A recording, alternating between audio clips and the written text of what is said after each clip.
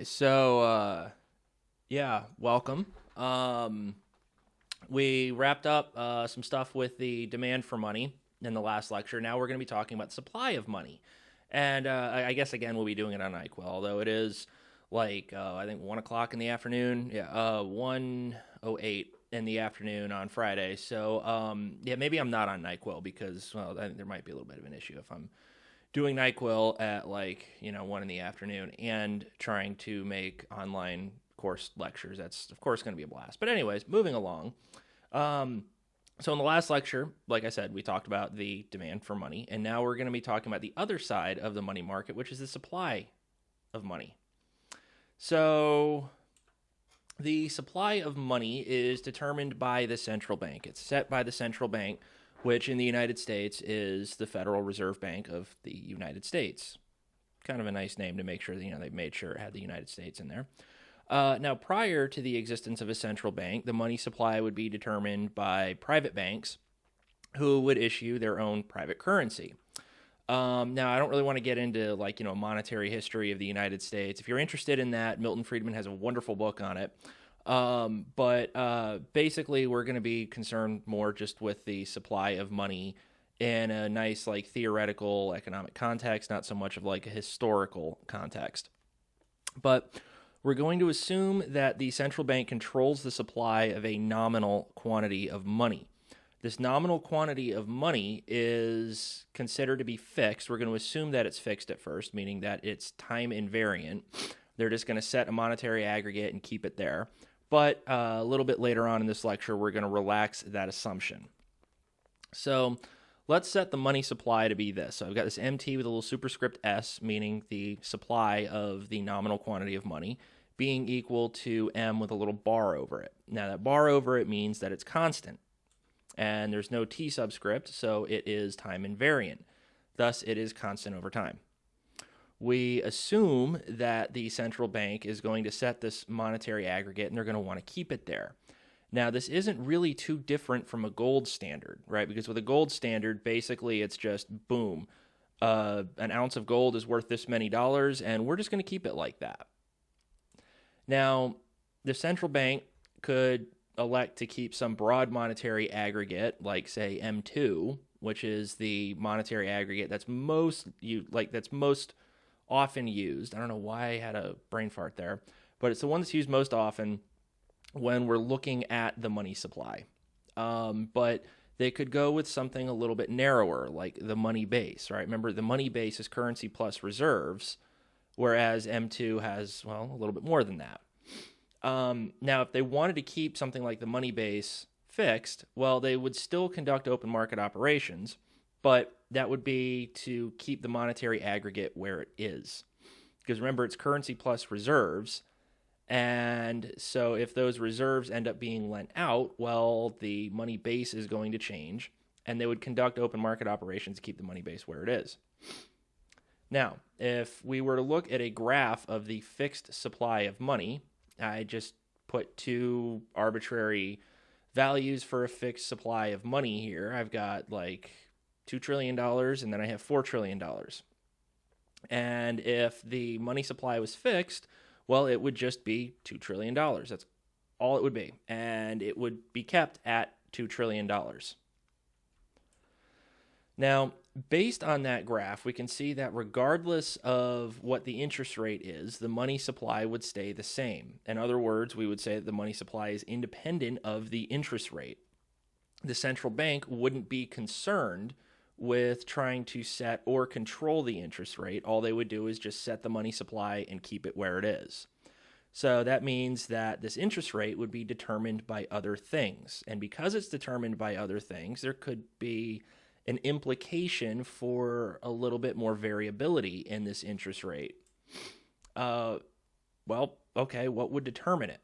It would be determined by where the demand for money intersects with it. So if the demand for money is extremely volatile, then you're going to see a lot of volatility in that interest rate. Now, let's assume that money demand is really volatile. It's moving around a bunch. Maybe at that point, when the interest rate is moving way more than we would like, suppose the central bank wants to now start changing the money supply. Well, in this case, the central bank would adjust the money supply according to interest rates, right? They would want to set interest rates in order to, well, they would want to set the interest rate, and the way they would set the interest rate is by adjusting the money supply. If they wanted lower interest rates, then what they would do is they would increase the money supply, and if they wanted higher interest rates, they would decrease the money supply. Now, if this happens, right, if the central bank can affect the money supply, if they can change the money supply, well, the money supply is still vertical. It's just going to shift. Now, it's vertical because the central bank sets the amount of money that's available without any consideration for the value of money. Okay, Jeremy, that sounds awesome. What the hell does that mean? Well, what it means is that they are setting the nominal quantity of money and not the real quantity of money, right? And not to mention, they have no real incentive to set the money supply along some upward sloping schedule, right? It doesn't work that way.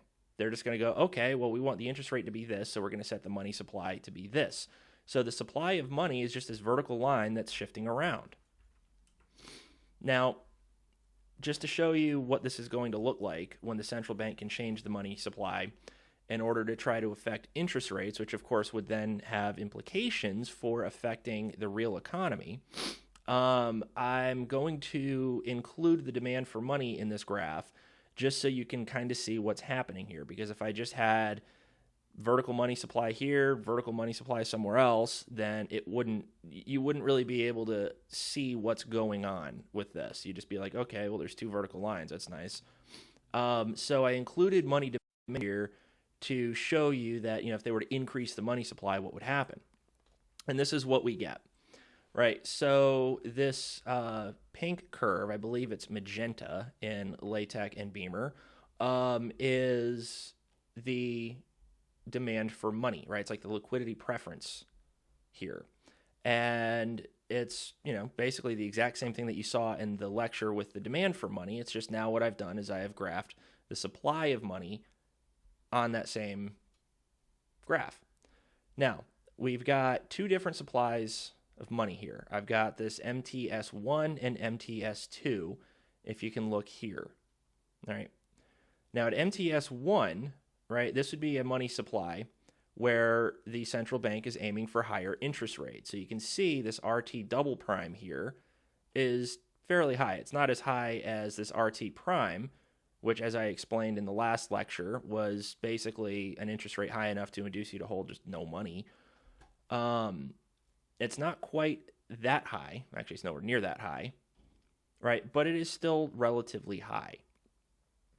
Now, suppose the interest rates are here and the central bank wants to lower interest rates, right? We could say that, we enter a recession and we're seeing unemployment go up. We're seeing a lot of companies close down. Basically, inputs such as labor, capital, things like that, things used in production, the factors of production, are being underutilized. And in that case, the central bank may want to mitigate the lowest dip in that recession, the little dip within the business cycle there. They're going to want to mitigate that and keep it from going as low as it would absent monetary intervention. So what they're going to do is they're going to increase the money supply. Now, when they do that, along this downward sloping money demand curve, what happens is the interest rate goes from this RT double prime to RT triple prime. The interest rate gets lower when there's more money, right? So we can see with the supply and demand relationship of money, what's going on is when there is more money in the market, right? A lot of people have money, and really not too many people need more money. And because money is now no longer as scarce as it was over here, right? It's a lot more plentiful at MTS2 than it is at MTS1. So when that happens, well, the opportunity cost of sitting on that idle cash becomes much less because you have more of it, right? If you've got $10 and someone wants to borrow $1, right, that's 10% of what you got. You're probably going to charge a pretty high interest rate on that. But if you got $1 million and somebody wants to borrow $1, well, Are you going to charge the same interest rate? Probably not, because, well, there's more money that you have. So that's kind of what's going on here. So as more money gets provided, again, they're moving it to satisfy money demand, but really anywhere that money demand and money supply intersect, money demand is being satisfied. It's just they're providing more liquidity here, which is kind of like oil for a machine, right? The more liquidity there is, the smoother the machine can run. The more liquidity there is in a market, especially when we are in the middle of a recession, right, the easier it is for the market to operate, because when the market is in a recession, right, a lot of these financial institutions are going to have a hard time paying back some of their short-term financial obligations, or really any of their financial obligations. So if the money supply isn't really that high, basically meaning there isn't that much liquidity in the market, what that means is some of these financial institutions would have to turn around and liquidate their assets, sell them all at a much lower price, just to be able to pay some of their financial obligations, right? Think of it like you own a house and you've got, like, 3 really, really nice cars, right? Every car is worth at least $100,000. And you have to pay the mortgage on your house this month. And okay, if you got a bunch of really fancy cars, let's assume that the mortgage isn't exactly nothing, right? So let's say, I don't know, you've got to pay $5,000 for your mortgage this month. Well, you may not have that $5,000, right? Well, you don't have $5,000 in liquidity. In assets, you've got, if every car is worth $100,000, you got $300,000 in assets, right? But your mortgage payment's coming due in a week, and chances are you're not going to sell a $100,000 car inside of a week. But you could probably sell like a $30,000 car inside of a week. It'd be a lot easier to sell it at that than it would at $100,000. So even though it's worth $100,000, you liquidate it, you sell it at a lower price just to be able to cover the mortgage that's coming up. Now, it's better than being evicted, but it's still not all that great, is it? I mean, basically, you just lost out on a lot of money. So what if there was somebody who came along and said, you know what? I help people like you. So what I'm going to do is I am going to buy this car from you at $100,000 so that you can turn around and then pay your mortgage. And that is essentially what's happening with expansionary monetary policy, right? So now you have more liquidity, and at the same time, the economy isn't losing value, right? Because these assets that you would normally have had to just dump on the private market, right, which would then, of course, have flooded the private market, that doesn't have to happen anymore. So the economy's not going to lose value, because really all that happened there is you had an illiquid asset that was converted into money, thus making it a very, very, very liquid asset. And there was no loss in value done in the process.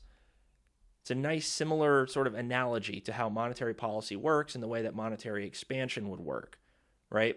Basically, there is a much larger demand for money in a recession, and thus to meet that demand for money in a recession, what happens is the central bank will just increase the money supply.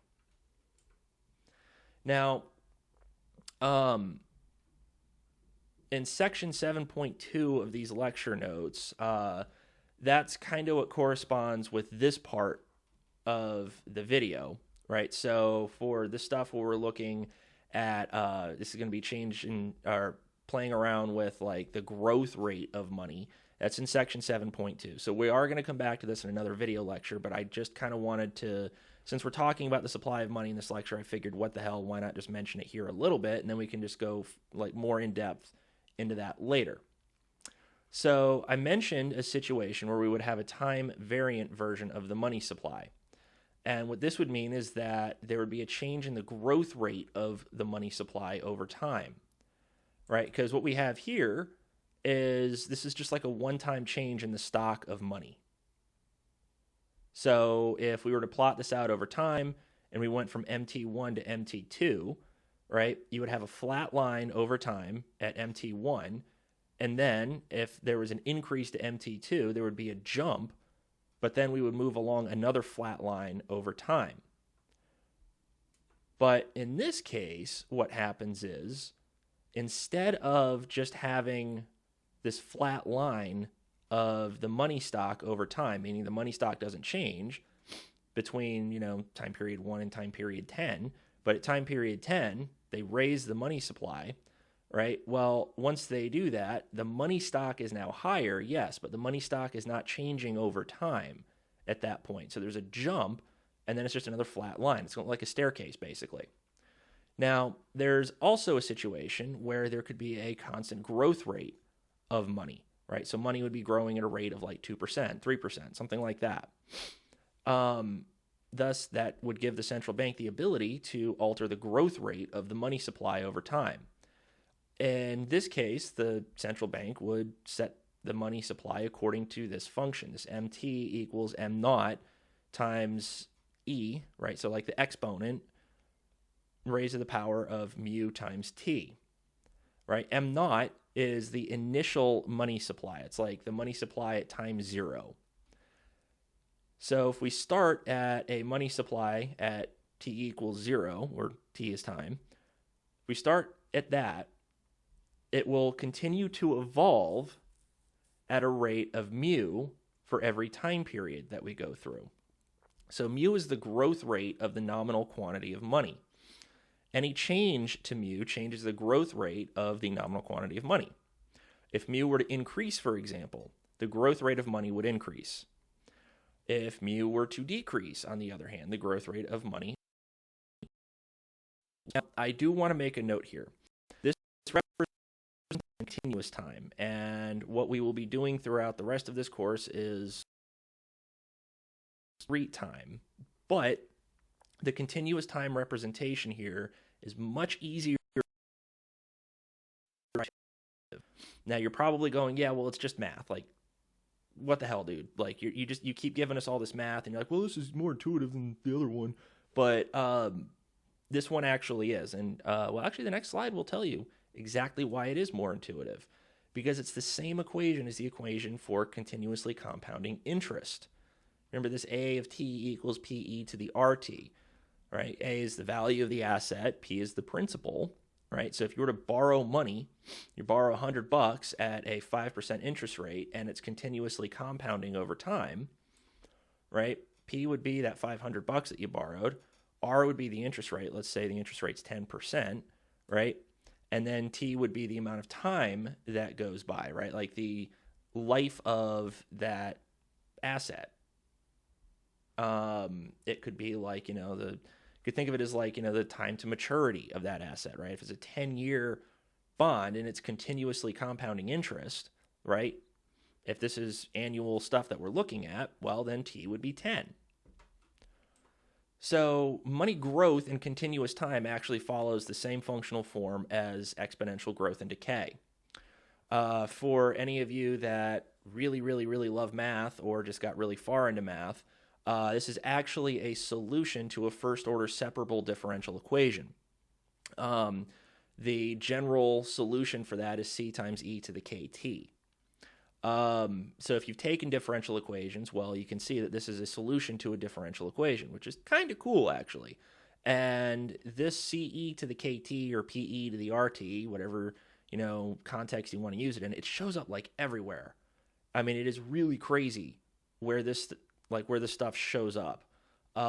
It is an incredibly frequently used differential equation, hence this solution shows up a lot.